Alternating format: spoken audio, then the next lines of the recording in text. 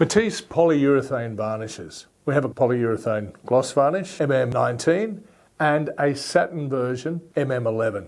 The polyurethane gloss is a gloss urethane varnish. Kind of stands to reason. Why would you use this varnish over another varnish? The polyurethane varnishes over acrylic varnishes, for instance, are harder.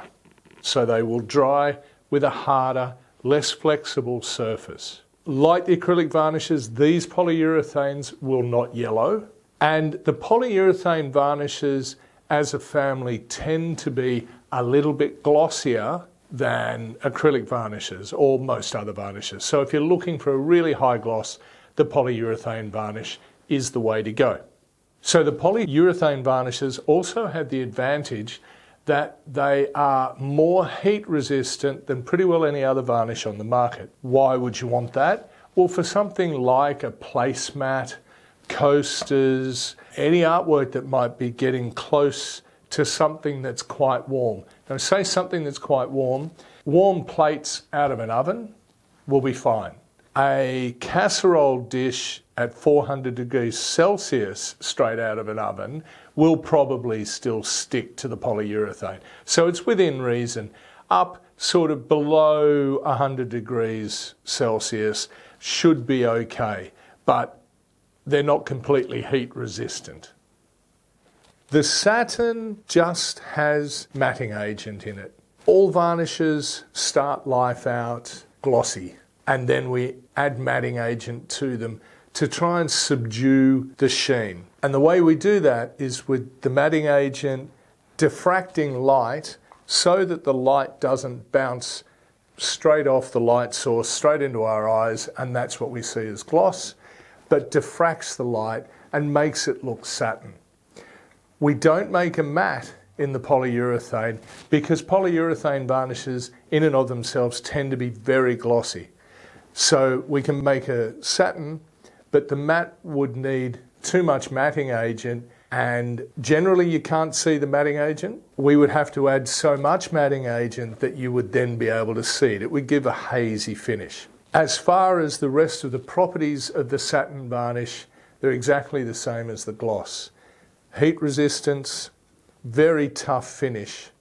So if you're looking for a nice, subdued, lustrous finish that's also heat resistant and quite hard, the Polyurethane Satin Varnish MM11 is your go-to. When you're applying the polyurethane varnishes, make sure you don't add any water. With quite a few other varnishes, the acrylic varnishes, the polymer gloss, you tend to add water because they're fairly thick, because they're also used as adhesives. The polyurethane is just a varnish. It does not need water added to it. You can use it straight from the bottle. Of course, being water-based, it's all water wash-up. Your brushes, everything else will wash out in water while the polyurethane is still wet. Once it dries, you will need a brush restorer to get it out of your brushes. And because of the hard finish the polyurethane results with, you don't want to be painting again over the top. So if you want to finish off a painting or put an isolation coat down, you're better off to use polymer gloss, MM7.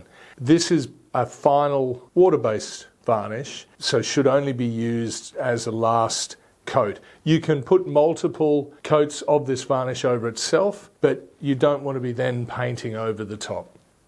So while this is a really hard varnish when it's dry, and so using it for utility pieces mainly, you can also use it on sculptures or any painted finish where you want a really hard finish. But if that finish is going outside, we would still recommend putting the terp-based varnishes over the top of this.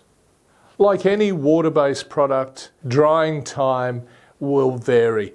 It'll probably be touch dry for the most part, the polyurethane varnishes, in 15 minutes to half an hour, depends on the thickness. And with all water-based varnishes, keep the coats really thin, much better off with multiple thin coats than one thick one because of the drying time and the water coming out.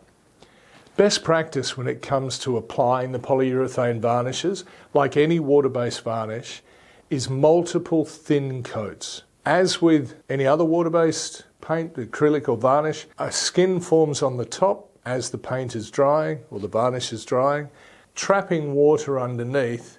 So the thinner that coat is, the less water will be trapped, and it allows it to come through those little capillary holes as the top is drying.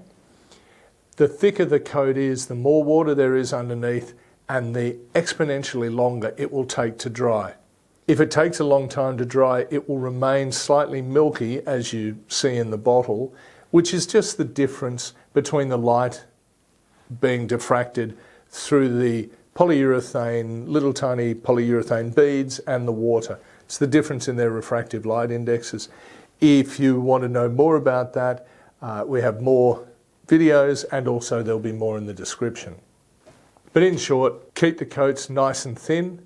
Leave them 24 hours if you can to dry. If it's very humid and muggy, you might want a longer time. Sometimes you can recoat in 6 hours. It literally depends on the humidity and the temperature. So if it's reasonably dry and not humid, 6 hours might be fine. If it's quite humid or quite cool, then you might need to leave it the full 24 hours, possibly even longer. So if you're looking for a hard, heat-resistant varnish, especially for utility items, why not give the polyurethane varnishes a go? And don't forget to subscribe.